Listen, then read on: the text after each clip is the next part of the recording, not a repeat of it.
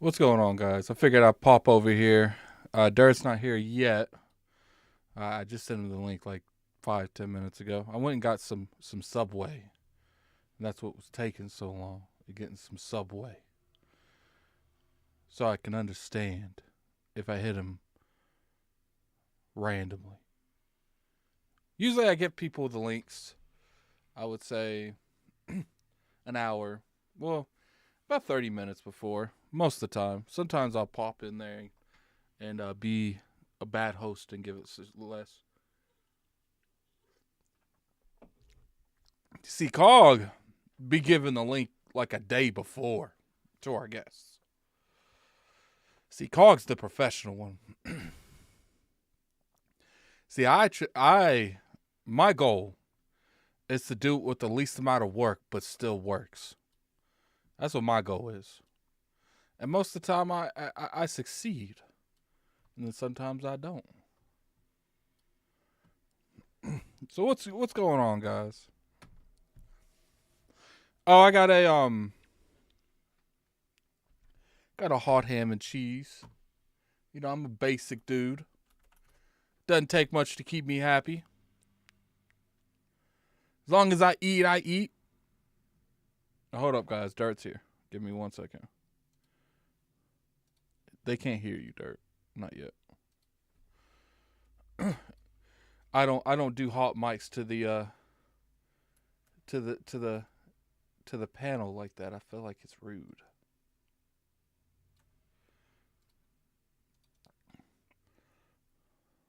All right, let me turn off the camera. Let me turn on this camera. Okay, let me delete the camera. Sometimes Zoom be like real weird. They'll be like, you know, we might work. We don't know. All right, what about now? There we go. It's working. It's working. I'm sure you did. Did you ever play the old N64 Star Wars game? Like Star Wars... what is it called? Star Wars. No, I never played it. The pod racing one. The pod racing one. Hold on. Oh, no. No, I never played that. Let me figure out what that's called. I'm sure someone's going to beat them to me. N64. I got to hurry up before the chat answers it. Pod racing.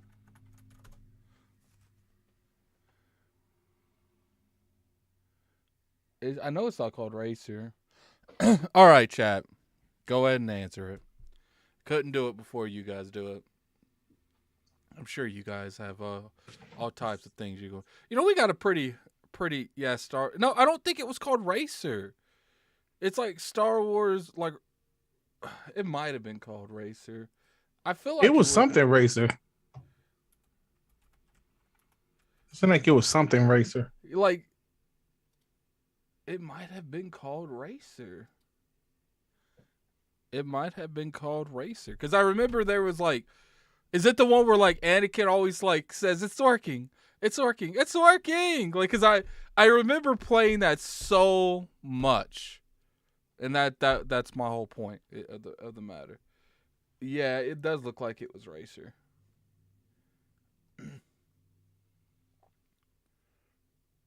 Oh, so they brought that game over to the PS4 and Switch? When did that happen? Yeah, I have no idea. All right, so let's get on with the show. What's going on, you guys? This is Gaming Addict here. Well, Lord Addict, coming at you with another Addict show where we talk about the past, present, future game. I got my co-host with me, Dirt Griggity. What's been going on, Dirt? I saw you had King on yesterday. I was in the chat man. speaking my speak.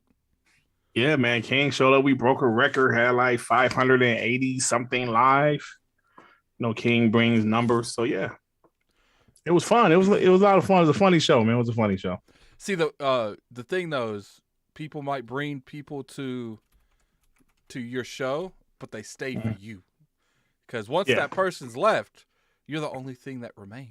So I'm glad you said that because I think that's very important. Like we don't have a lot of guests on because of that. Because if somebody come to view a guest, and once that guest leaves, will they come back to my channel? So I think like the previous record we had was 561, and that was just like at 561 live, and that was just us. We didn't have a guest on that day, and I think that's very important because if you constantly have a guest on, hey, what about us? So it's like we want people to come to our channel for us, as opposed to it's cool to get a guest on and have some people to come see the guests, but if we suck, then they don't want to come back. So we have to make sure they think we're entertaining also. Well, see, you might have a different show than IOP, but I feel like the humor's still there. You know what I'm absolutely. saying? Like, because sometimes, man, I will literally see the same skits you do and laugh every time I see one of those things. Like it's just funny, man. He called me laughing. He's like, man, they stupid over there, but in a good way. Yeah, it's funny, man. But yeah, it was a lot of fun, bro. It was a lot of fun. So, for those of you in the chat, there is some things that we're gonna be talking about today. We will be talking about the Video Game Awards, how Microsoft decided to skip that day. We're going to be talking about apparently Xbox offered COD on PlayStation Plus for 10 years on PlayStation. Offered them to put it on PlayStation Plus. And I see Xbox gamers saying they're going to boycott Final Fantasy Crisis Core Reunion because they don't put the other ones. And I want to get I want to pick your mind about that. And obviously there might be little things, you know how it is. Sometimes I'll have like literally, because I don't know if you guys noticed, but if you look in the description, that's the topics every day. I have them up before the podcast, and I just literally edit them like live. But sometimes you guys be what's the word I'm looking for?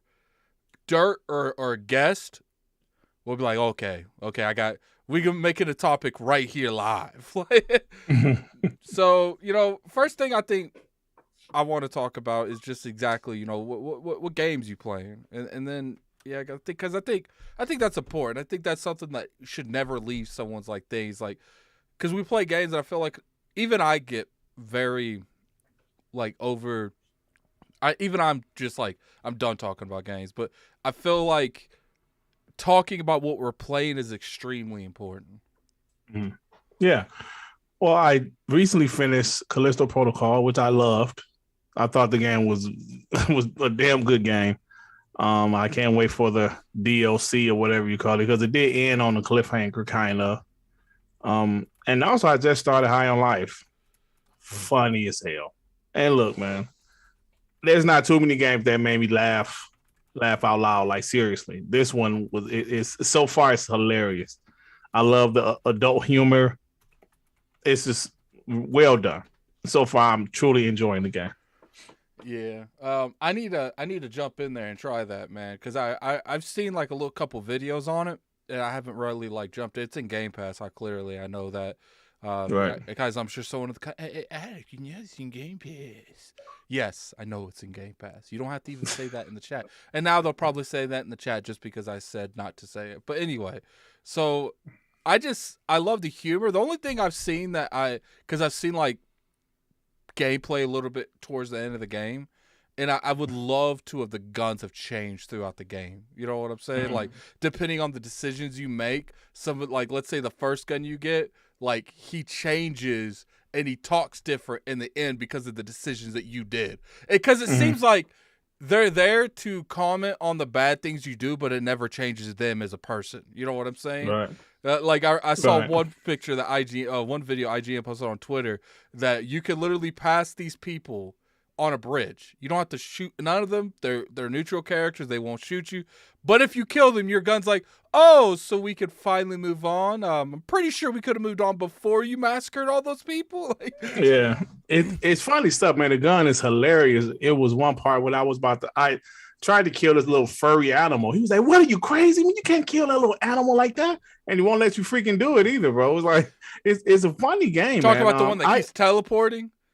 No, this one was like a brown furry little creature that was in the jungle. I saw someone stream, and it was like this thing that was following you around, and it wouldn't let you shoot it. And it was telling you its life story. It was pulling a Christopher on us, man. It was sitting there talking the entire time. And then the first, because this is the very beginning of the game, it looked like, and the gun was like, does this thing ever shut up? And no matter where you went, this thing followed you. And it was talking the entire time. And all you hear, and then when it left, the thing with what's the first gun's name? Someone in the chat, tell me the first gun's name. Kenny. I think its name's Kenny.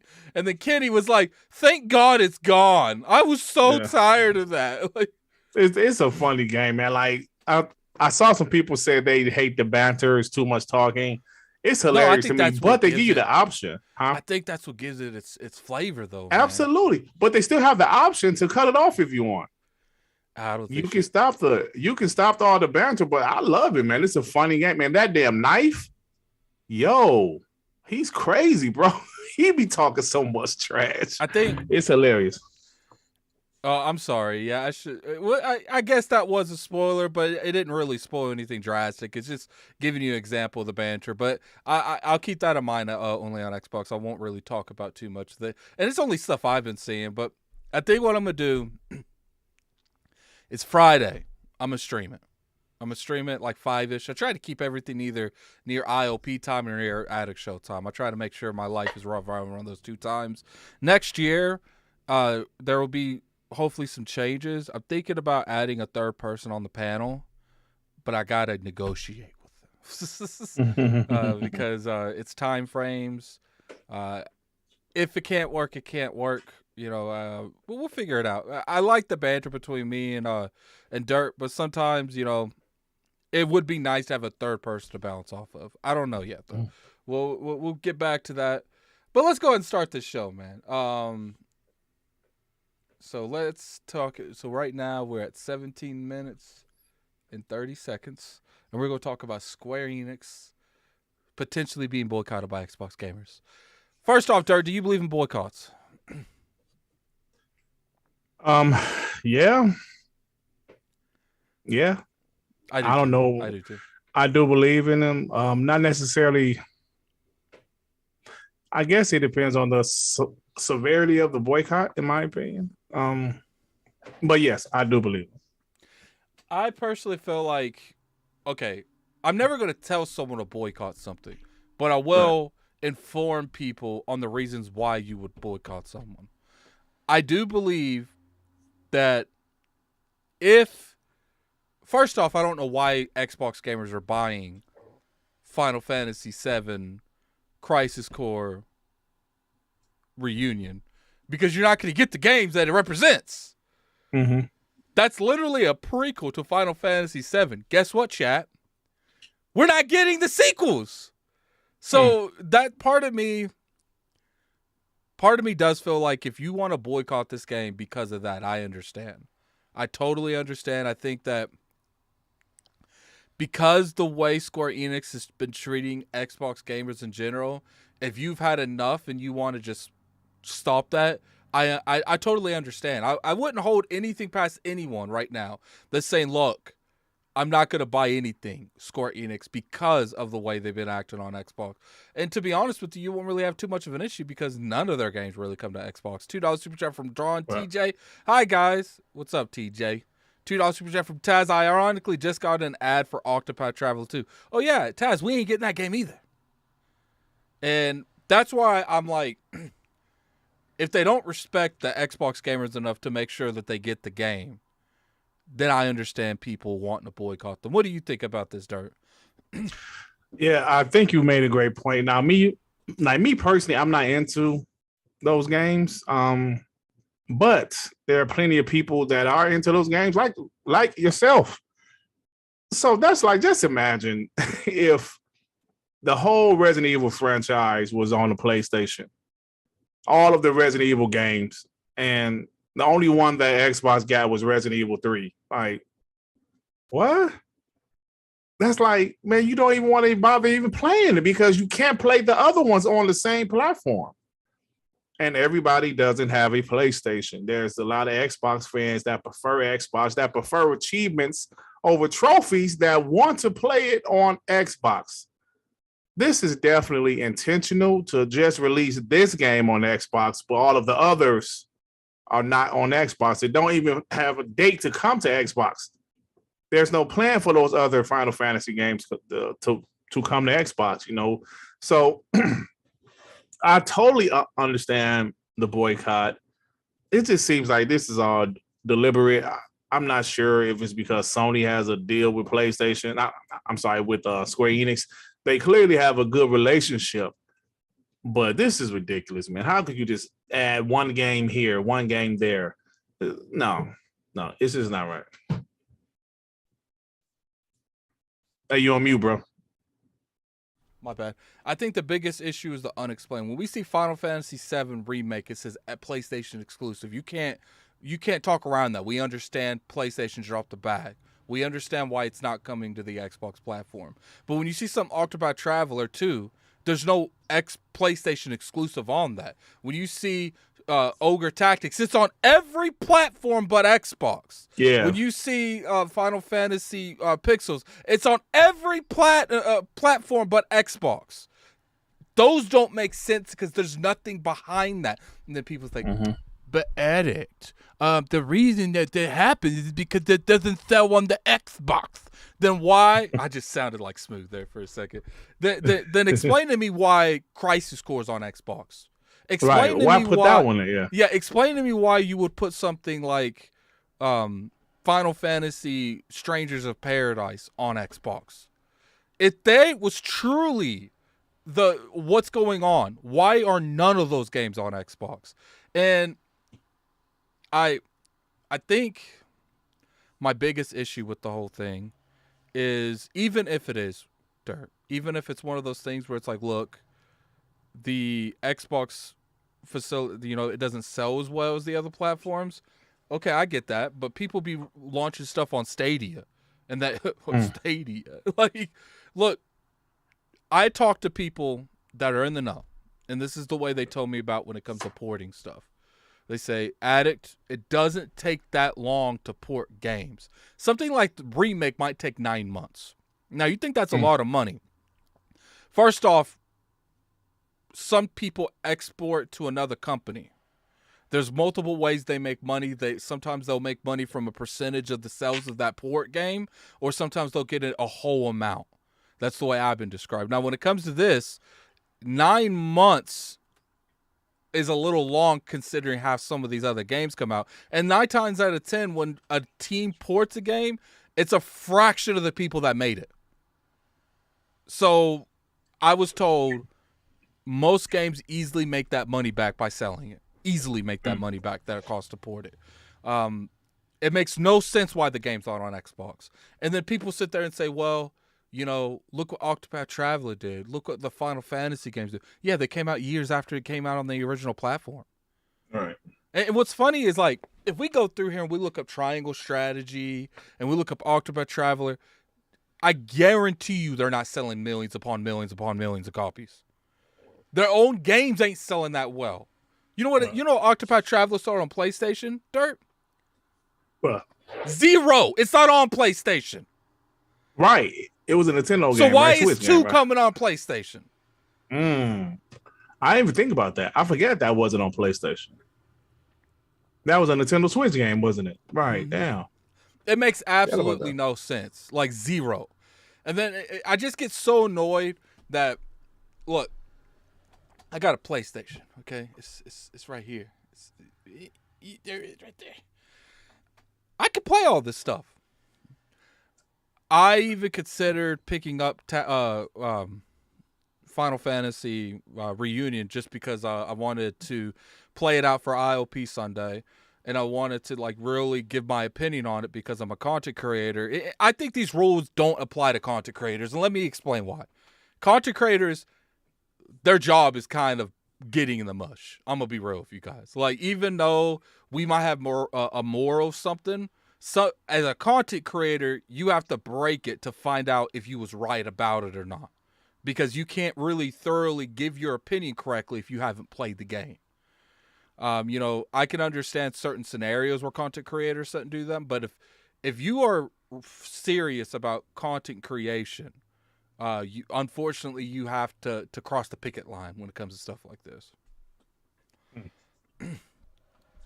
Yeah, it's just, I just would like if there's some exclusive deal, just come out and say it. Like, and I feel like there's a good chance PlayStation's bought Square Enix. Like, at least have like a handshake deal or something going on, or something nothing in writing. Yeah. And they're scared to announce it because what's it going to look like if they're on national TV crying about the Bethesda acquisition, the Bethesda and the Activision acquisition when they're over there buying Square Enix. Right. I wouldn't be surprised. Which is a publisher also. Yeah. Yeah, I wouldn't be surprised like 6 months after that deal is done, they formally announce that they're buying Square Enix. Yeah, that's what it seems like, bro. Because it seems so intentional. Like you said, you might as well not release any of those games on Xbox.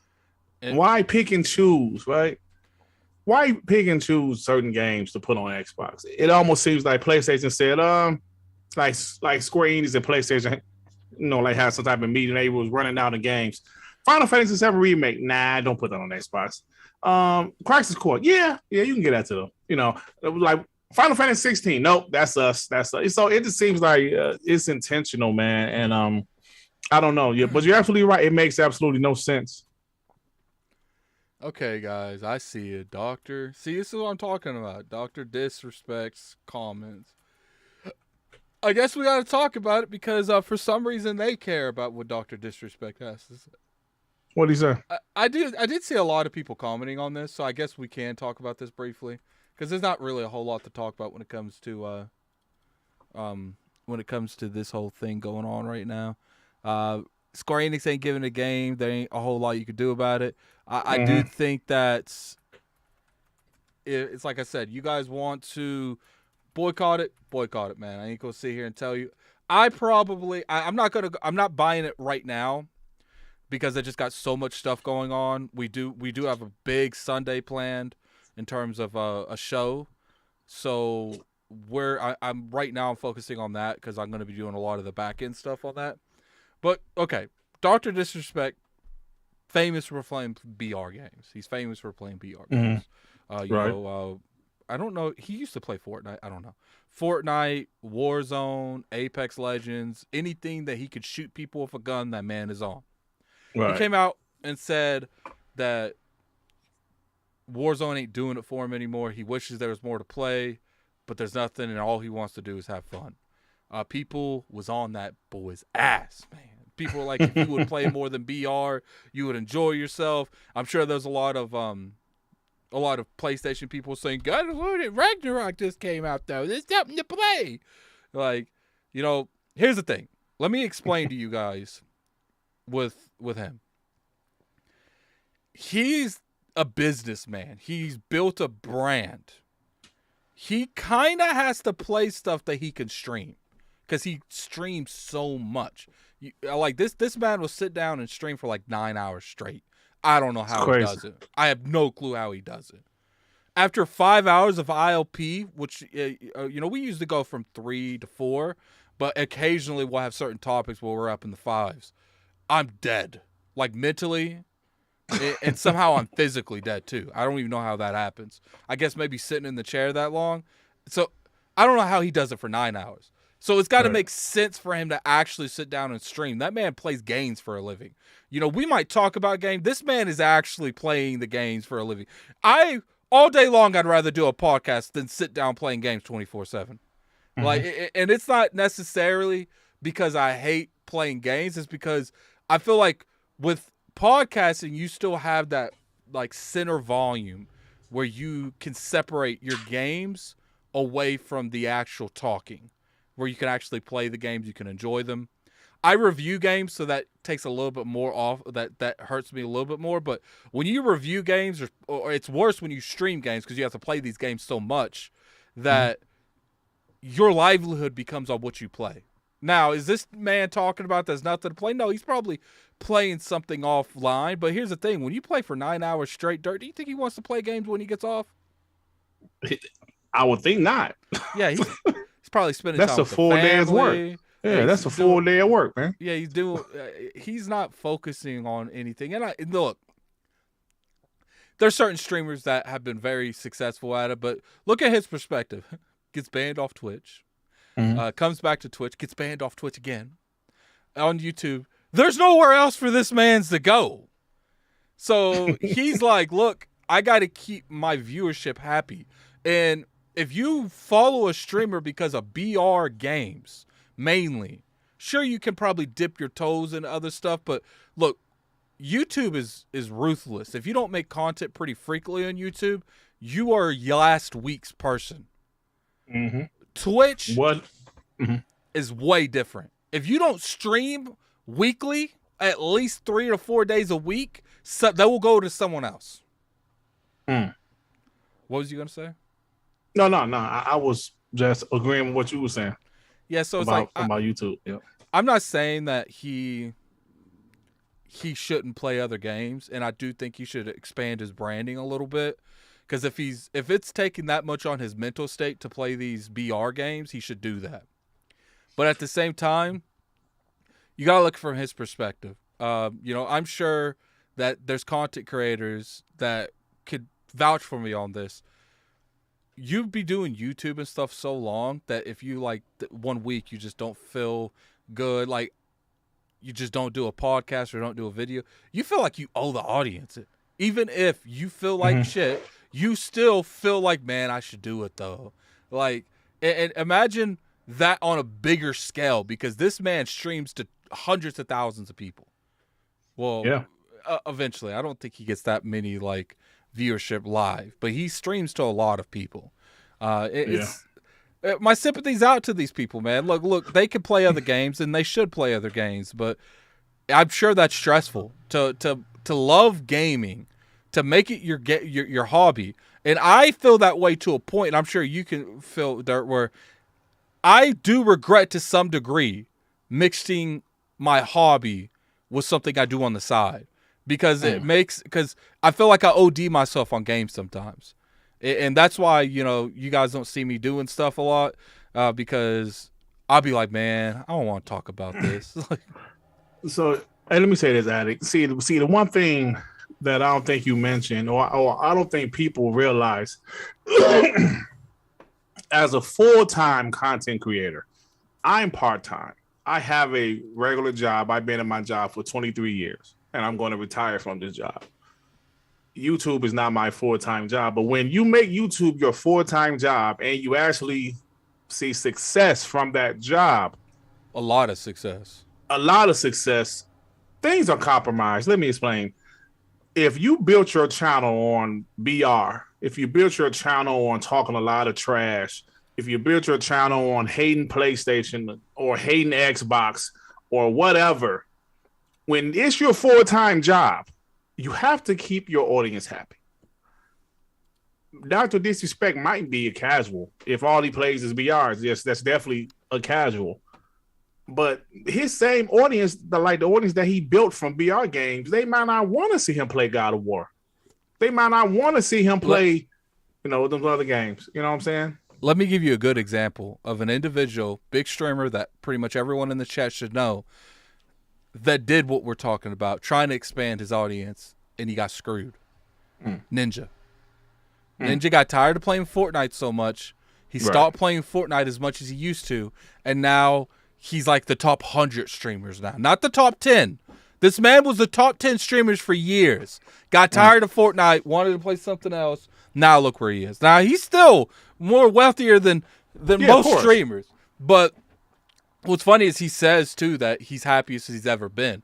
But you got to keep in mind, Dr. Disrespect probably got some money stacked away. But Ninja took the YouTube bread. Ninja took the Netflix bread. Not Netflix. The Mixer bread. Mixer bread, yeah. He took all that bread. And I think that really helps him when it comes to doing certain things. He's able to do that decision because he's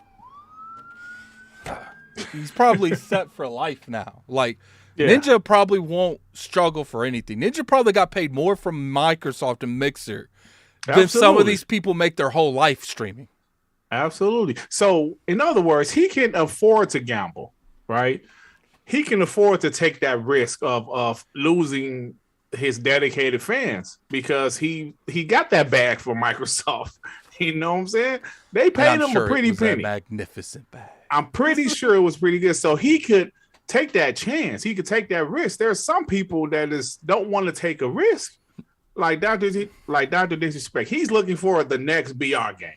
He's not about to go play High on Life or no stuff like that or God of War. Because his audience, bro, it's like I always say, like my audience, I'm an Xbox guy, I talk trash, I'm pro Xbox. If I all of a sudden became an Xbox hater overnight, like some people have done in the past in the community that we in, if I all of a sudden became an Xbox hater overnight, I was wrong. Xbox is trash. PlayStation is the best thing of all time.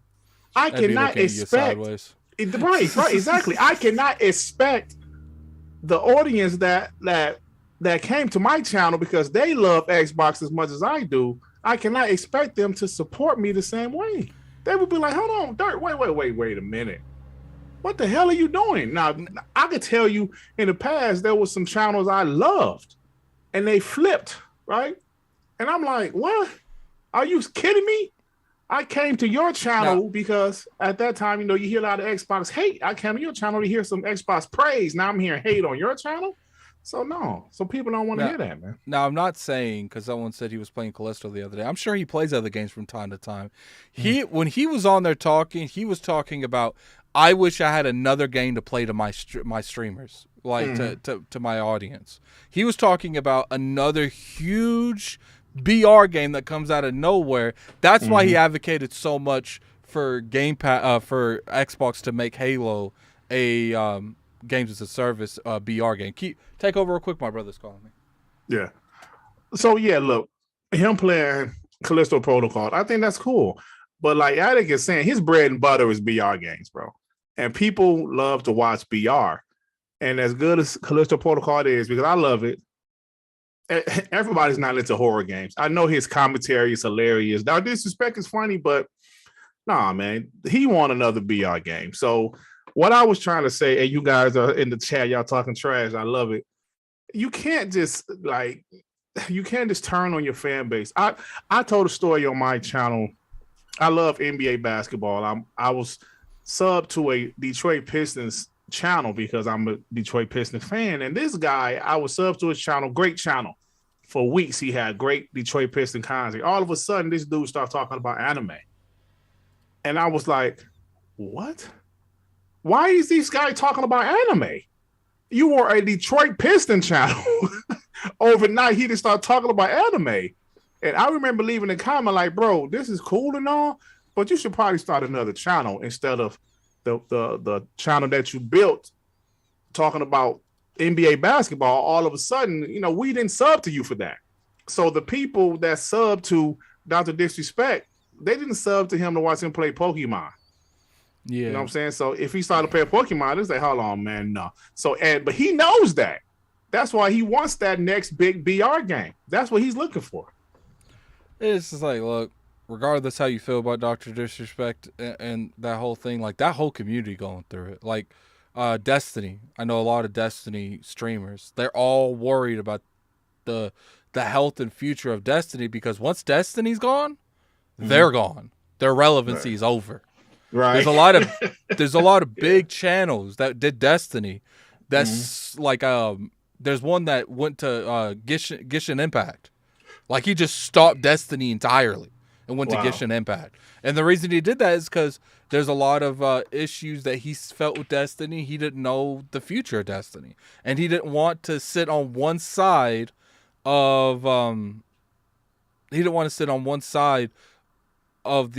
lake and hope it wouldn't sink. We got a $2 super chat from Mandingo Thickens. Mandingo McThickens. Sup, Addict? Is that a new Dirt ILP hoodie? We don't have new hoodies. What hoodie is that? They He's trying to say it's black, man. Come on, Mandingo. Show some damn respect. We're now on WBG. We're on Addict. We're on Iron Lewis channel and Addict Show, man. Show some respect, damn it. It's fine, man. It's fine. It's jokes. I'm all about the jokes, man. So, man. That's pretty much as far as like we're gonna talk about when it comes to Dr. Disrespect. What's as funny is I didn't get the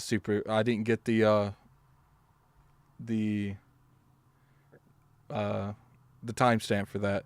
Sorry, timestamp mafia. That's gonna be I apologize. Okay, I'm gonna say 20 minutes. I'm gonna say 20. I say we was talking about that about 15 minutes. You think? Let's say 25 minutes. 25 minutes we were talking. Because we didn't talk for Square Enix for long. Let's say 29 minutes. Yeah. I'm probably completely wrong on that. I don't know. Well, you always go back and check. No, I'm not checking. Look, the timestamps is really, they just say, what's the word I'm looking for? He said, I'm not going back and check. They just help you. I mean, what you click on that timestamp, they might be accurate, okay? It might be, maybe not. Sometimes they'll be wrong, and then I'm gonna blame Kitsune if they're wrong. 40 minutes and 30 seconds. All right, you know what I want to talk about actually? What's that? I saw some comments. 41 minutes and 40 seconds about Halo. Mm-hmm. Have you seen the new stuff that Halo Forge is doing? I haven't had. When I seen stuff, I saw stuff that people's been posting. Absolutely, yeah. Some of that stuff is incredible. They have remade almost every map you could think of. I saw Haven from Halo 4. Yeah. I saw Lockout, all kinds of stuff, man. And I'm not going to say that they're back on top. They're not. They still have a long way to go. Apparently, there's been drastic spikes on Halo Infinite. Like, people on Steam are playing it like a lot more crazy now. I'm assuming that is going to happen over to Xbox. Look, someone said there's a Doom map. So this is why I feel. I feel this is someone made a Rainbow Road. I saw that. Did you see that? Someone made a Rainbow Road. It's crazy, man. I looked on there, and if you look at maps, there's like 300 pages of maps. Wow. It's absolutely insane. And that's what I'm saying. Like, I'm not saying Halo is back on top with this because they got a long way to go. They got to get the trust back of the community. And I think that's their number one goal. They've done a decent amount to inch their way back into that, but they can't hand a story because I have a feeling Halo Infinite, what they thought when it launched, and Halo Infinite, what it is now, is two entirely different things. I think that Halo Infinite, that 10-year, that's done. I don't think that's over. Right. I think they're going to go back to the traditional dropping Halo stuff. You know what I'm saying? So, but what I would like for them to do is rename Halo Infinite to something else, or keep it Halo Infinite, and keep that just the playground you go to play the multiplayer. And every couple years release a Halo story to add on to what's going on. I think that's what they're going to do. Yeah, I was just about to say I could see them doing that. And I just look. There's a couple things that they need to do. I feel like they need to look at the Forge maps that make the most sense, especially remakes of their old maps, and just QA the hell out of it. You know, really make sure that map functions exactly how the map's supposed to function. And then hit up the person that made it, be like, yo, you know, what's your PayPal? Slide them some bread, because obviously I feel like if you just start stashing these things and putting them on the ranked playlist, people will feel away. Sure, they would love it, but I feel like PR-wise, it would probably be better for you to pay for them. And you probably wouldn't even have to pay them much for their services. Like, they use your tools, obviously, so it's not like they're making these. And then take that and put it in the ranked playlist. Obviously, there's a couple maps that they can do that too. There's a Guardian. Have you seen the Guardian map? Yeah. Almost a one for one. I just want to know how they're doing it. I don't know, man. Some of these maps are incredible. I saw the Mario Kart map. Did you see that one? Oh, the old N64 one? It's like a rainbow. Yeah, right. Rainbow Road. That's what. Yeah, maybe. Oh, you're talking about. Okay, yeah, that's right. It's just, it's crazy. It's impressive, and then you really see that in the gaming community. We got some very impressive people. Couldn't be me, but we got some impressive people. I do want to make a map on there. I'll probably have to figure out a way. Maybe make it like a contest. Whoever makes the better one gets like $500 or something. I don't know. I'll have to talk to Solve. You know, Solve got the leash on the money. You know, sometimes he lets me rock off. Sometimes he doesn't. Now, I probably wouldn't be able to get 500. He'll probably say, "Are you absolutely out your mind? I got to make it enough to see." But when people see that amount, it encourages them to do better and better stuff. You know what I'm saying? So what I would like is a Halo Infinite map that has 4 sections and one represents every lord. And I want like like our statues. I want the statues. There's a big statue in the middle. Or somewhere. It doesn't have to be in the middle of every map, of every section of the map, and it's got our statues on it. So I think that would be cool. Now, that would be cool. I am not a creative person when it comes to stuff like that. I can make the map, but as far as like making the statue, you can make the statue. I've seen people do some creative stuff on that, like some creative stuff. It's interesting, man. It's nice to see some form of success come from the 343 team. Sure, they didn't make any of these. I saw someone make a Peach Castle. Did you see that? Mario Peach Castle? I didn't see Peach Castle. I didn't see that one. It's crazy, man. It's crazy. There's just one map where it's like one bridge. The bridge connects 2 castles. And then there's like a grappling hook area under it to get to every castle, to get to both castles from under it. And it's pretty much like big team battle on each side, and it's capture the flag. That sounds pretty good. You know what I hate though, Addict? Let me say this right quick. Do you know what I hate? I hate how some of these fanboys are using Halo Infinite as a way to bash Xbox. Like, look at Halo Infinite. Y'all got Pentiment and Halo Infinite. Like, okay, Halo Infinite is a pretty good game. Yes, the content didn't drop as frequently as we would like, but the gameplay has always been solid. The campaign was solid. The only issue is, yes, the content hasn't been dropping. So I hate how these guys are using Halo Infinite as a, no, y'all got Halo Infinite, Pentiment. Yeah. So it's like, I just want 343 to just shut these people the hell up. Just shut them up. It would be so nice. And, the Forge, it looks great, man. Just more content, and like whenever they drop another campaign, which will probably be 2024 or something, I can't wait. I'm just ready for 343 to shut all the haters up. Yeah, because people keep saying, move on to a point. I agree. Maybe it's time to do something different with the Halo franchise. Maybe put that down for a little bit. But at the end of the day, it's like, I want to believe 343 can do this. Like, I truly want to believe that they can actually take this to the promised land.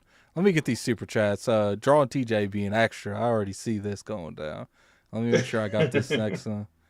All right, so Drawing TJ says, when do you think we will see the Halo Infinite Battle Royale or get it? Next year. I think we might see it next year. You think so? Mm-hmm. Oh, hold on. So you think we'll see it, or you think it'll come out next year? We'll see it. I don't know if it'll come out next year, but we'll see it. We got John TJ. Dirt is Mr. Clean. So we saying every ball dude's Mr. Man. Clean? Yeah, that's what $2 super chat, John TJ. He did say just kidding though. He did say just kidding. No. Hey, that's the homie, man. John. We got a $20 super chat from KO3 Black Truth. What's good, fam? Working 12 hours today, already listening to a 6-hour podcast from IOP, then 2 hours of WBG with King. So it's only right I end the day with the Addict Show. Appreciate it, man. You need to watch that. You need to watch that R&R that me and King did yesterday too. We ranked all of the Phase 4 projects, the movies and the TV shows. We ranked them all. What was number one? I didn't get a chance to watch it. Marvel, Superman. It's not Superman. Spider-Man. I agree with that. Yeah. What's funny is I already, because it was like, it wasn't ranked. It was like S, A, B, C, D rankings, and we were fighting for what was in the A. And there was only one other project in A, and that was Loki. And he didn't want to put it in A because he said, I personally feel like, an S. He said he doesn't want to put it on the same tier as Spider-Man because he feels like it's an A. I was like, I feel you. I was like, but without Loki's storyline, Spider-Man doesn't happen. Because Loki is the one that opened up the Pandora's box known as the multiverse. Yeah, that's true. And it's just like, look, it would be different if Loki was a bad show, but it was a great show. And on top of that, Loki was the catalyst that led to all the movies. True. And let me ask you this. What was your worst rated show? Thor or Black Widow, one of those two. I thought Black Widow would have been good if it would have came out during the time that the timeline that the movie was actually, the timeline of the movie. Yeah. So you know what? I was gonna tell you the linking listings, but if people might want to actually see it live, so that's fine.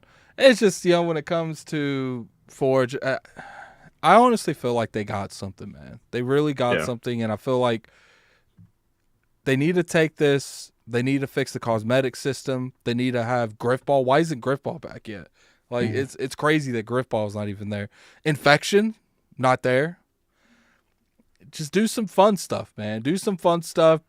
Build that rank listing and get some good cosmetics in there you can get through the season pass, and they'll be fine. But it's just one of the things that you look at Fortnite and you look at the battle pass, there's so much good stuff in that battle pass that you're I want the Geralt's in there. You got some cool looking night thing. You got a lot of cool stuff. The Doom Slayer's in there.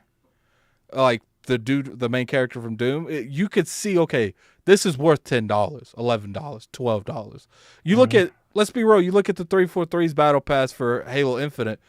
It just it's just changing up instead of it being circle, it's half a square in circle. It just, there's nothing there that is so lit that you want it. I think the closest thing they had was making you look like Reach characters. That was cool. But that was it. I can't really, I think they had some flaming skull stuff. They need to capitalize more on that.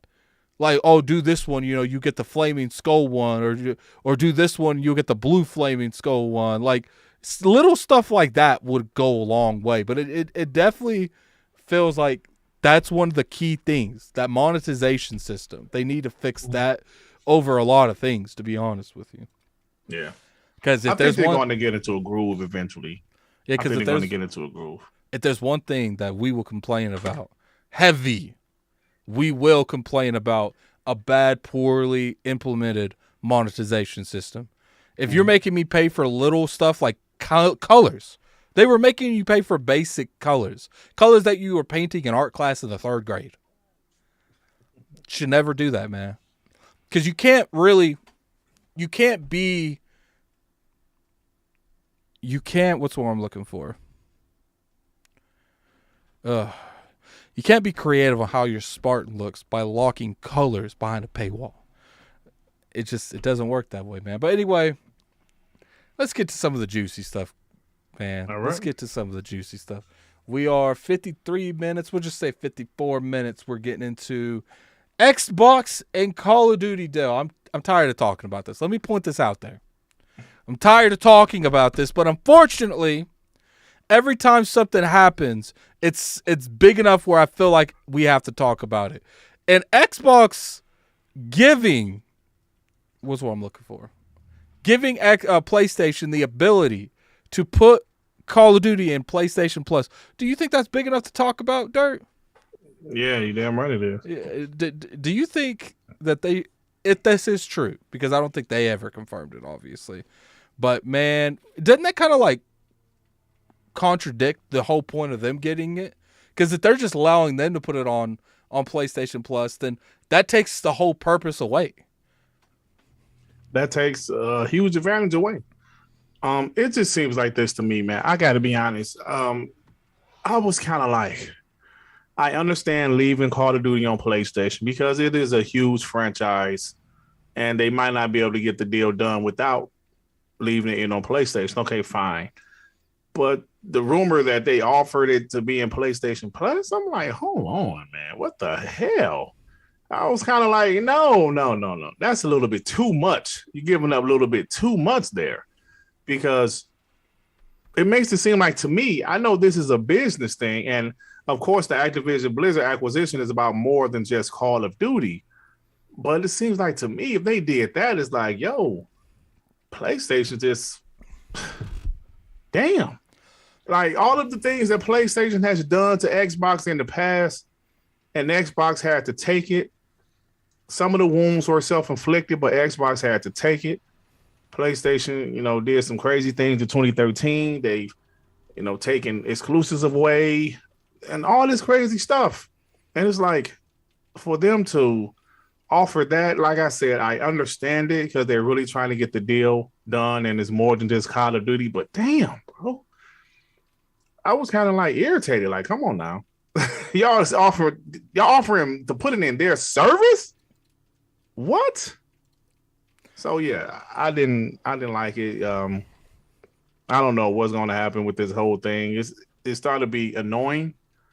This whole thing is starting to be annoying. There was some more stuff said by Brad Smith today. How what the did FTC, he pretty much said the FTC didn't even want to talk.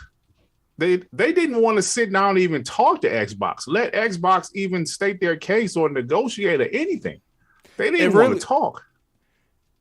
As much as I don't like conspiracy theories, it feels like something more is going on here. Like either Microsoft's being targeted, or I kind of feel like, I know this is going to sound crazy, chat. I know it's going to sound crazy, but it does feel like, maybe PlayStation went over there and they greased the right hands. Does it not feel like that? Like, to not even want to talk to them?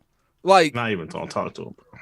I don't know much, and it's like I said, you guys got to refer to Hogue. I think Hogue's under the weather right now, so he hasn't really made a video about what's going on today. But it's just like, to not even want to talk to them.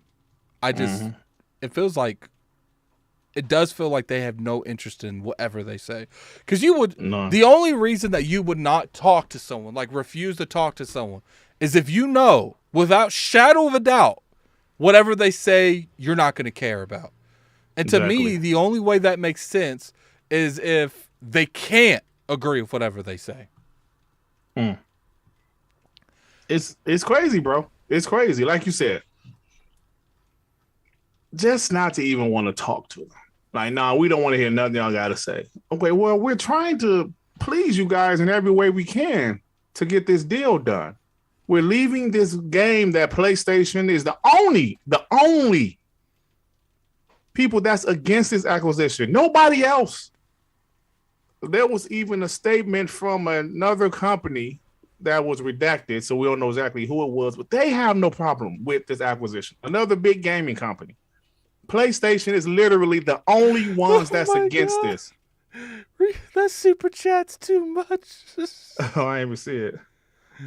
$5 Oh, super man. chat from Corey Tidwell. PS can't afford it. We are talking about a $250 a million a month for a month. Is that what the numbers were? They would charge him $250 million a month to put Call of Duty on Game Pass? Or was that just Yeah, I don't know. speculation? I I haven't have no heard no idea. numbers. And then Yeah. we got a $2 super chat from Mandego McDickens. They greased something all right. And it wasn't hands. That's Mandingo, man. That's how he get down, man. He funny dude. Yeah. Man. But yeah, so it's at the point now, Addict. I'm just like disgusted about certain things. PlayStation, it's at the point, Brad Smith and everybody have to keep on reiterating, PlayStation has 70% of the market, we only have 30. And even no Xbox guy will sit up here and say Xbox is winning or beating PlayStation, because they're not. No, they're not. They haven't since 2013. So Xbox themselves is like, we just don't understand this. PlayStation is winning 70% to 30. Why is Xbox getting so much resistance on this deal? Is it because it's Microsoft? But back to what I said, only PlayStation is the ones that's trying to stop this deal. So, as far as gaming companies, and it's ridiculous. These people. $5 super from Triz. You know what it is. I think I can't see it at all. Jim Ryan must on his knees giving up that bomb. That you saying Jim Ryan giving that glunk? Is that what you're saying? That Glock 3000? Oh my God, man. You guys are ridiculous, man. I like it though. I like it. It's funny. Here's my question to you. Do you think that Microsoft is offering them stuff knowing that they're not going to accept it, knowing that they're not going to talk to them, just so they can just so they can decapitate them from the knees at the so they could decapitate them from the knees at when they sue them, when they're in court? Like, look, we offered them this, we offered them that. They said no. Here is transitions of them not even returning emails. We've done everything in our power to make this transition go smoother. It's them, the ones that don't want to work with this. We did the exact same thing to PlayStation and Sony. It's them that don't want to work with this. Like, do you think that might be going on? Absolutely. See, because I believe Xbox knows that PlayStation is just that arrogant to say no to all of their offers. No, we don't want 10 years of Call of Duty. No, we don't want that. We don't want to put in the PlayStation Plus. And Xbox is going to say, well, we offered it. They didn't want it. So yeah, you're right about that, man. I think Xbox knows. They are Microsoft. They have the best lawyers the money can buy. I'm sure they know some of the stuff. They predicted some of the stuff ahead of time that's going to happen. But this is just ridiculous at this point, man. It's ridiculous. I agree with you. It would be funny if they do end up going to court and they win in court and they get Activision with no compromises. Nothing. They can do whatever they want with it. And it's like King said, PlayStation should have just took the 10-year deal. Because not only after that, because Xbox, I do think even if they won with no restrictions, they're still going to work with PlayStation to keep COD on. But imagine, like King said, they play Xbox like, we need yearly updates on what COD sold on your platform. Like, we need yearly updates on why you think they're going to be like at a job interview. What do you see yourself in 10 years with the COD? Right. I don't know, man. This is just crazy. Like, starting January of 2022, all hell broke loose. Xbox is buying Activision Blizzard. Throughout this year, it was kind of quiet until the last couple of months. Man, this stuff is crazy, bro. There's more and more stuff is coming out about their conversations, things that happen. And I don't know what to say anymore, man. I just don't know what to say anymore. Can we agree that Jim Ryan's a genius? Like, just think about it. On that. Like, Jim Ryan has made statements in the past that you could argue domino affected potentially Microsoft losing a $69 billion acquisition. And that's crazy. All that power on one man. If that happens, bro, it would be I don't know, man. It's kind of weird because the industry is paying attention to this, and like we both said, the industry is agreeing with the deal, except for Sony. Activision Blizzard themselves really want this deal to go through. They really want this deal to go through because didn't they approach Microsoft in the first place? Mm-hmm. So they want the deal to go through, obviously, and it's like I know they will still make games for PlayStation because they make money off of PlayStation, but it seemed like if this deal didn't go through, it will rub a lot of people the wrong way in the industry. The problem is a lot of people aren't really invested in anything. The people that do this FTC, they're not investing in the gaming market. They don't care about it, and it's easier for people to manipulate people when they don't care about the brand. We got a $5 super chat from Gamer by Choice. I ain't heard that name in a while. What's going on, man? Microsoft offering COD into PlayStation Plus was smart because they probably knew Sony FTC would not accept, and now they have to explain why. What deal they looking for? He's got a point there, man. You got a 12-month member chat from Rel. Jim Ryan ran out of knee pads and throat spray. I'm done. Oh man. I'm officially done, man. These people, man. That you could have catch it with the knee pads. We had to go with the throat spray too. Oh my god. $5 super chat from the Angry Therapist. What's going on, my dude? Microsoft better take the gloves off and body Jim and Sony. See, here's the thing though. When you're in a position that Microsoft's in, anything they say can and will be used them in the court of law. Yeah, it will. Yeah, it will. That's why I honestly feel like they've been very quiet with Game Pass. They haven't really, if you notice, besides the show, they didn't really do much in Game Pass this year at all. At all. And it's interesting. We had a couple things at it. Yeah, but it wasn't to the degree. I mean, we had Outriders one year, Octopath Traveler come day and date to the platform. They did like Persona, but that's really about it. Like, no, they had Plague Tale. Yeah, Plague Tale. I'll give you that. But my point is like every year it seems like they ante up more and more from the previous year when it comes to Game Pass. But this year is the first year I felt like they didn't really take a whole lot of risks. Like, remember we thought Gotham Knights is going to be there and naming all these ridiculous games that would never be on there. And Microsoft was like, I can't imagine what it would be like to be Microsoft and like Aaron Greenberg and Phil Spencer reading like, if I worked at a company like that, being in charge of like the E3s, I would go watch the Xbox prediction shows just to laugh.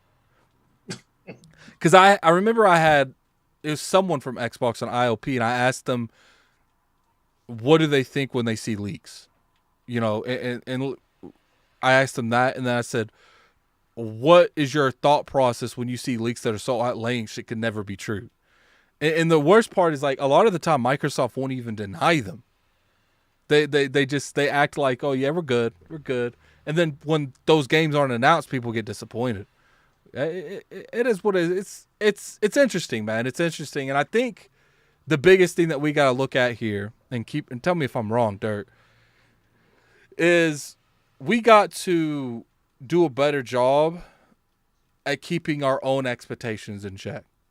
Because I do feel like around E3, I'm guilty as well with everyone. I want it all, and people sit there like, Addict, your expectations they're not right. No, my expectations is exactly what I want. I don't know about you guys. This is what I want, and I want everything. And then I get disappointed when I don't get everything. So it's interesting. That happens. Yeah, that happens though. Yeah. Let's go ahead and move on to our final topic because I'm sure that's going to be like a 20-minute topic. We're at VGAs, man. Already. Hold on, I gotta fit. I kind of feel bad a little bit about the timestamps for the Dr. Disrespect one. Yeah, man. But All you gotta do is just go back. no, I'm good. Just I'm good. I'm good. I'm good. no, it'll be easy. It'll be easy. You know why? Because you have the timestamp for what's after Doctor Disrespect, so that's fine. So all you gotta do is kind of find right That when we means I started had talking to. about him. That means I had to listen to the show for a good 20 minutes. I'm No, good. no, no. Just Look, fast forward it. look, man. When you click 29 minutes, and if it doesn't sound like we're at the beginning of the Doctor, first off, I am not technically wrong. Okay, that 29 minutes is in the Doctor Disrespect time slot. I just don't know when it is. You could be listening for 5 minutes and then we stop. You could be listening for 10 minutes and we stop. You know what's even worse? If that Square Enix topic was longer than I thought, and I click you straight into the Square Enix conversation. All right, so let's get in the video game awards. All right, first off, besides the Xbox stuff, because clearly we're gonna talk about the Xbox stuff. How did you feel about the overall presentation, the pacing, the game well, maybe not so much the game announcements because those can be subjective. I'm trying to rate the show in general. How did you feel about the show in general? I thought it was okay. Because I watched it back. I watched our stream back.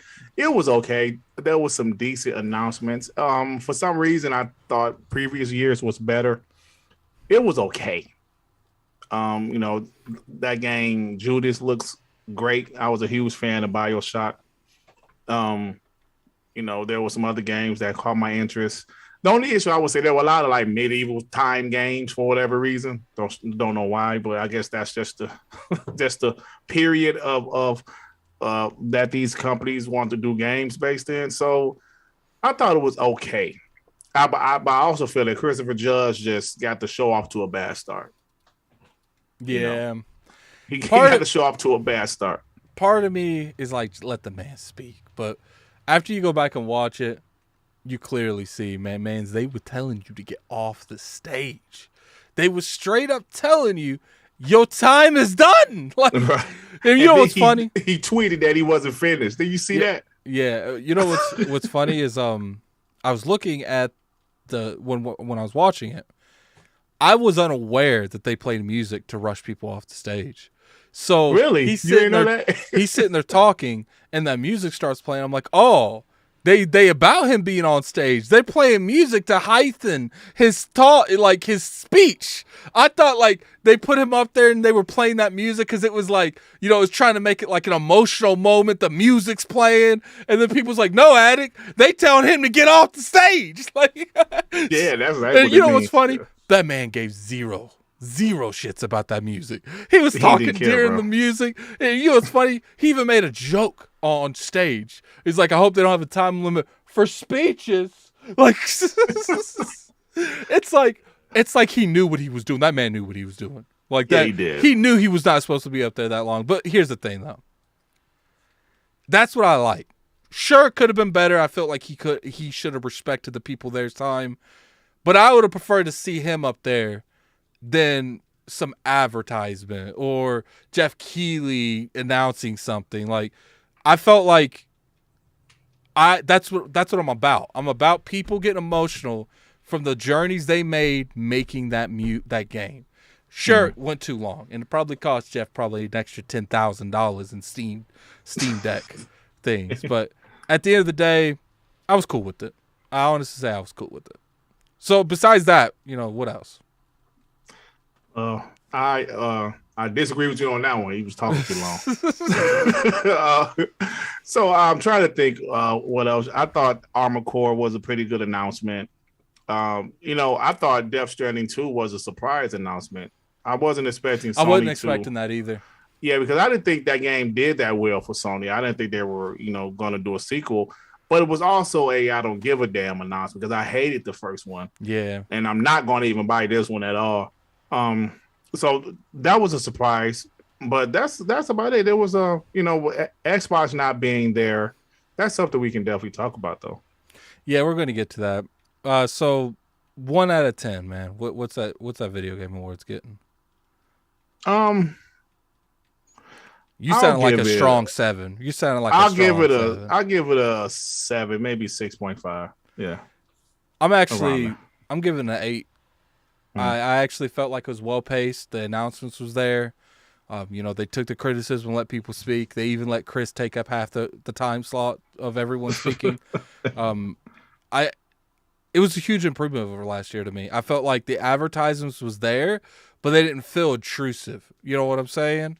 Mm-hmm. And obviously people say don't do the advertisements out. He should do. How is it supposed to make money? People sit there. Look, I would prefer him do the advertisements in that way, where it's stuff that's relevant to that, than not do advertisements. We never get another video game awards, because if the event doesn't make money, he's never doing it again. Yeah, this is literally his job. Is the video game awards, the Summer Game Fest. That's what he does for a living. If he can't make the money to pay for him, the salary of everyone that works for him, the people that he gets to come in on like temp staffs and stuff to run the stage, then there's nothing. There's no more video game awards. What do you still think of the Bill Clinton kid? Look, I don't even know how that dude got on the stage like that. Obviously, he stuck up on. He got through security at the door, security on the stage, and security at the stage. Jeff, and Carl made a good point. That could have went a completely different way than it did. If anything, we got lucky the outcome of that, because the kid was going up there to make some kind of lame-ass joke. It could have went completely a different way. So if anything, that shows Jeff, look, work on your security, fam. Like, you literally had the most influential, most important people in the entire industry in one place. Work on your security. So, yeah, it's like I said, 8 out of 10. Thought it was a good show. Obviously, though, there was something about the show, and I think everyone noticed it. It wasn't as green as it usually is. There was no green there at all. Yeah. Besides some Game Pass commercials. That made it worse. You won't show your games, but you'll show a Game Pass commercial. Like, I think that made it worse. So tell me your overall opinions on this, Dirt. Like, I want to know what Dirt Griggity feels that Xbox was not at the Game Awards. It was a letdown, but it's always a but. What? They somebody I guess we expected more because the last few years they were there. Like last year they showed some gameplay for Hellblade. 2020 they showed Perfect Dark. 2019, of course, was the Xbox Series X and Hellblade 2. So yeah, I did want them to show something. I expected them to maybe show something related to games they already announced. So, I was a little disappointed about that, but I got over it. Then I thought about it. I'm a bot. So I said, you know what? Yes, I wanted them to be there, but they was there every other show this year. They had an E3, they had a Gamescom, they was even at Tokyo Game Show. So them not having something at the Game Awards, I was disappointed, but I got over it. And now you go ahead. You about to say something? Do you think that as gamers we get entitled to companies being at almost every event throughout the year? Absolutely, and that's exactly what I'm saying. At first, I was disappointed. I wasn't mad. I was disappointed. Like, damn, Xbox, why they ain't show up? But then I said, hold on, man. They was at E3. They actually had an E3 show. They was at Gamescom. They actually had a pretty decent Tokyo Game Show. And I said, okay, they just didn't show up because somebody on Twitter used an analogy that I love. They said Xbox not being at the Game Awards and people being mad about it is like Budweiser not having a commercial at the Super Bowl. And I said, okay, that's a pretty good analogy. But like, do I think some people overreacted? Yeah, I do. But that's their opinion. They're entitled to feel how they want to feel. But I just say this. I go back to this. 2023 is going to be a big year for Xbox. Us Xbox fans, we've been waiting. We've been anticipating like Xbox, it's time. 2022 was supposed to be that year, but it didn't happen. Obviously, they delayed some games. We're ready. And I say this to everybody, with the exception of 2021 with Halo, Forza, we had Psychonauts. This generation so far is still a continuation of last generation. We always say, Addict, how Xbox really didn't have many games in development besides Halo, Gears, and Forza. And they had to build some of these games. They're building studios. They're buying studios. They're trying to get games out. And it's unfortunate that we're waiting so long because not only, like you mentioned this, I think last week or the week before last, the first batch of studios they bought already had multiplats. They were developing multiplats, right? Mm-hmm. The initiative was brand new, in Exile, brand new. I'm sorry, not brand new. Doing the multiplat, Double Fine, doing the multiplat. So we had these companies that they bought always was doing multiplats. Now they're doing exclusives, but it's a waiting game, and COVID didn't help either. So it was like, damn, us Xbox fans, we're like, come on, guys, we're ready, and hopefully 2023 is that year. But as far as the Game Awards, I was upset at first. I was disappointed at first, but I got over it, and I just said, look, man, hopefully they can give us some information early next year about the games that's releasing next year. And we'll see, because they said that these games are supposed to drop between at E3, they said from June, bless you, June to June. They said 12 months. So these games are supposed to drop. We'll see what happens. I think it's okay to be disappointed if they wasn't there. And I think it's mainly about expectations if they set up always being there. Yeah. I do feel like they should have been there in some degree. Now, I got a little conspiracy theory. I need to buy a tinfoil hat, like a prop, to put it on my head. That's what I need to do. But this is what I think happened. I think that Microsoft has so much they need to announce because they didn't announce release dates at E3. And they can't just release a release date. Like, they got to have probably a new trailer, something to go with the release date. You got Forza, you got Starfield, and you also have Redfall. So you got these three games and probably some Game Pass announcements. You got a lot of stuff you have to work with. This is my assumption, that probably all that couldn't be at the Video Game Awards. That's a lot of content to be put there, and the show's already long enough. And even if it can, do you want to drop all of your stuff at one event? That's not even yours. Right. It's not E3. That's not even yours. Right. So this is my thought process. Maybe they went to Jeff Keighley, and maybe he was like, look, I can't take all of that. It's not possible. Just speculation. Maybe they didn't go to them. They just thought that, we not dropping one thing. We got to do our own thing. And I think that they were like, look, what we're going to do is we're going to have our own event. Because if we give the Video Game Awards Starfield, Redfall, or Forza, then we're doing a disservice to ourselves, because if we have to have our own event, why didn't we just hold that back to make our event better? Absolutely. So that's what I think happened. I think they had too much to show, and they didn't want to share anything because they have a show coming in a couple months. Maybe an Inside Xbox something, I don't know. So I think that's the reason you see nothing big there. But I will say, they always have games working on games as a service. Halo. What's the Fallout 76, Sea of Thieves, Elder Scrolls Online. They have plenty of games as a service that could have appeared at this event. Sure, would we have liked that? No. We would have wanted something different. But here's the thing. If you show the new Sea of Thieves expansion, or you show the new Fallout 76 expansion, could be 3 or 4 months away, but you showed it there. I think that would have kept people entertained. Sure, they would have been upset. Hey, this is what we would have heard. Xbox is there. They only showed Sea of Thieves.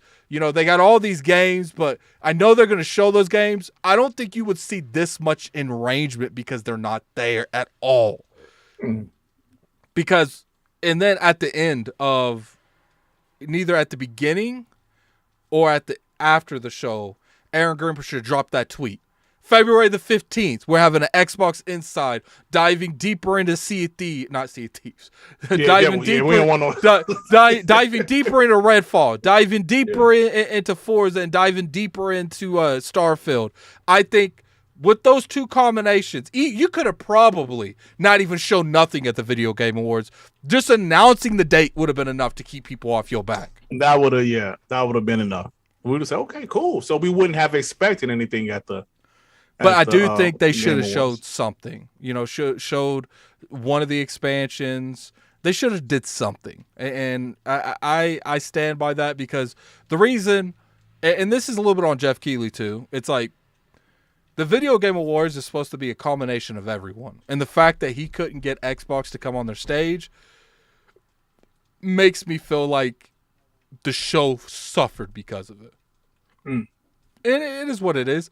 But at the end of the day, we got to do a better job and not feeling entitled that we're entitled to Xbox being at that show. That's not their show. They're it's optional for them to be at that show. And I'm not saying that you can't be disappointed, because I think we're all a little disappointed. But at the same time, it's like Dart said. They were damn near at every event this year. At every event. And I do think that you should have been at this event, but who am I to tell them what to do with their own IPs? Now, as long as they have an event like an Inside Xbox or something, or maybe like an XO, showing off smaller titles, showing off, it would be lit if you had like February, you had an XO format, and then June, you had their big E3. Yeah. I think that would be cool, because there's not a lot of stuff going on in those beginning months when it comes to events. I don't think it will be an XO format. I think it might be an Inside Xbox, just specializing on those games, or maybe just Starfield, and they'll have another one. I don't know. I would like an Inside Xbox if they did a formation like State of Play or the Nintendo Directs. If they kind of changed it to like a little 20-minute show with some updates of their games, I would like that. I'm not saying I want them to do everything like Sony and Nintendo, but I kind of would like that from them. Instead of having one big show a year, I still like the one big show, but maybe on just to get some information about some upcoming games, a nice little 20-minute, slice or whatever you call it. And that's my personal opinion on the matter. Got a $10 super chat from Don Otaku. He always in the 2023 Game Pass commercial, there was new footage for Starfield and other games, plus the new Xbox video production studio. I'm sure they have already shown. They already have a show early next year, and I feel you on that. But here's the thing, Don. I think the reason that they should have announced it is because that's not the norm. And when you do something that's not the norm, you have to assume that your customers aren't going to expect it and going to assume you're not going to do anything. That's my biggest thing. I really wanted them to be there. Maybe it's because I told you a couple weeks ago they weren't going to be there. So maybe it's because I already mentally took them out of the equation. If you notice, when we talked about the Video Game Awards, I didn't bring up Xbox at all. So it is what it is. I hope they're there next year. And, it could be even worse than this. It could be there's some beef between Jeff Keighley and Xbox and we don't know about it. Maybe something happened and Microsoft Phil was there, though. Yeah, Phil was there. You got a good point there. But I feel like it would be weird if Phil wasn't there. Like, we do this console stuff, but at the end of the day, the Video Game Awards isn't supposed to represent a certain console. It's supposed to represent the industry. The industry, right. And people are like, why did Phil go there? And he didn't have no games there. He wasn't showing games there. I feel bad for the man for having to sit through all that. God of War nominated, God of War 1, and seeing like Death Stranding 2 and all that. But all that aside, it would be weird if Phil Spencer wasn't there. That is the Video Game Award. It's like, it is what it is. I just hope, I hope next year Microsoft is so there. And I'm not talking about gameplay announcements. I want them to be there with nominations. Yes. And you know what? Phil being there. Phil being there every single year. He sees these games get nominated. I know last year they had Psychonauts 2 was nominated. But Phil wants their games up there. I really feel that, man. Who wouldn't? As the head of a company, of a division in the company, I should say, you want your games to be praised. You want your team games to be praised. Like, yo, this is the game of the year. I think they would definitely be there next year, at least nominated. Because we know like a game like Starfield is going to be pretty big. And as far as Bethesda just being able to polish the game a little bit more, I think that's only going to help the game. And us as Xbox fans, we want this. We get tired of these other people talking trash every year. Oh, look, God of War got another award. Tired of it. And you know how we feel about it. I can't imagine how they feel about it. Like, it must be 1,000 times worse for them. Because it's like, look, let's be Microsoft and PlayStation. They might talk all nice and stuff, but there's definitely competition there. And I know, without a doubt, without a shred of a doubt, Phil Spencer looks at all these games getting put on nomination lists and sees little to none of his own game gets up there. That man feeling what? And that's why I'm hoping that just opens up like a really, what's the word I'm looking for?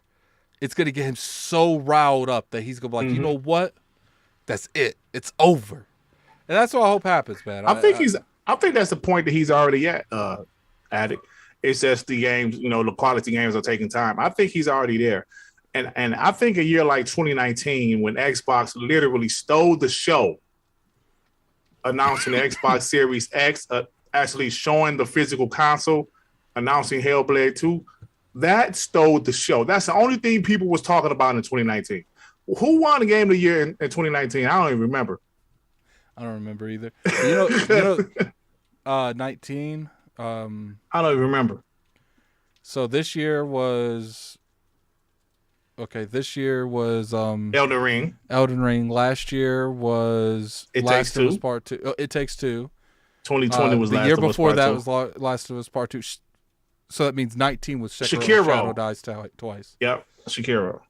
Yeah, thank you. So, but nobody was talking about that. Everybody was talking about Xbox Series X and Hellblade 2.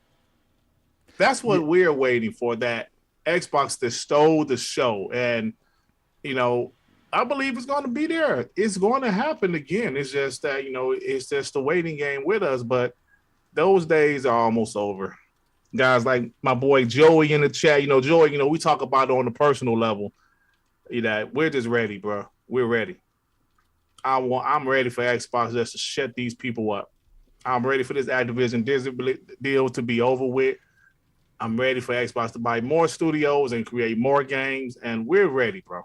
It's time. Imagine if next year they got like 2 games in Game of the Year contender. Like that'll be fire. I think that's the biggest thing. They want to see.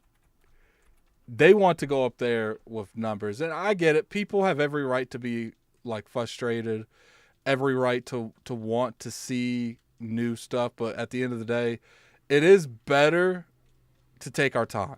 It is better to make sure that when they do get these games out, that these games have quality. And I think if as long as the games pan out, the wait was worth it. It's just absolutely the game's got to pan out. But anyway, hey, Hey, Adam, say one more quick thing. I think people are sleeping on Redfall, but Arcane makes quality. Remember, Deathloop was in Game of the Year running last year. Arcane makes quality games. Don't sleep on Arcane, bro. Even though Deathloop might not have been for everybody, I loved it. After like a couple hours, I loved it because at first I was like, what the hell is going on with this game? But I figured it out and I loved it. Don't sleep on them. I just wanted to say that, buddy. Yeah, I think that I think you guys are going to be very surprised. Hopefully, it'll lead to good games. But anyway, that's the show, guys. I appreciate everyone coming through. We have 331 people in the chat. Hit that like button. Let's get that over 100 likes before the end of the podcast. Like button. Well, let me do the timestamps. We got 132, man. I do appreciate, all you guys for showing up. Now, keep in mind, this is the last podcast for the year. We are taking a little bit of a break, and we deserve it, man. We do this all year long, pretty much. And I'll probably still be streaming, but as far as like podcasting, IOP next IOP is the last IOP, and the next R&R is the last R&R, and then we'll be back probably the beginning of next year. So, I get it. If something big happens, I might do something by myself, maybe ask Dirt if he wants to jump in. But, as of right now, this one is the last one for the rest of the year. And then next year, we're going to be energized. I'm going to have that energy bunny. I'm like, and we'll be good, man. But I appreciate you for coming through. And until next time, this is Gaming Addict, Dirt Griggity. And what do you got going on, Griggity? Nothing much, man. It's so close to the holiday season. I want to do some content, but I haven't had a topic that I'm feeling. I'm tired of talking about the FTC stuff, so I might not even have to. I don't know. I'm gonna think of something to do. But yeah, man. So check out the latest episode of WBG Xbox Podcast. King Dave was on, and we had a hell of a time, man. Hell of a time. So I gotta spam the chat, as Addict always say. Yes, spam the chat with my my channel. So check it out. PlayStation fanboys will not like it. I love to say that. He's like, at least he's keeping your expectations in check. I'm letting y'all know, because that one guy had it was like a few weeks ago, like maybe a month ago. I don't know, like the guy was a PlayStation fanboy. He was talking trash in this chat. Then I said, bro, you don't want to come on my channel talking that trash. And I can't think of his name, but he had came over there, and I think it was Eric something, wasn't it? Eric the Beard. That was his name. Eric the Beard. And as soon as he came over there talking trash, my mom was like, "Who the F are you?" I haven't even seen him. I haven't even seen him in the chat. Yeah, like he was over here just that one day, I guess. But my mods, they don't play that mess over there. We got some my mods are bots. they banned all 5 of Chris Hart's accounts. They don't want to hear that crap. A couple of them are in here, man. Jigga J, only on Xbox. It's a few mods that's in here, bro. Yeah. So shout out to you guys, man. Shout out to you guys. We do share the same community in a lot of ways. Yeah. But appreciate for you guys coming through. What about Fable talk? Did something happen on Fable? I didn't see nothing. Yeah, something. They're arguing about the engine. I've known that forever. Like this isn't new. Slow. It's not it's new. Going slow because of the engine. Yeah, the conversation's not new. That's been out. Yeah. Maybe I knew. I don't know. Sometimes I get confused on stuff that I know and the public knows. Fable is going to take a little bit. 2024, 2025. That's all I got to tell you guys. But I appreciate you coming through, man. You guys have a good day.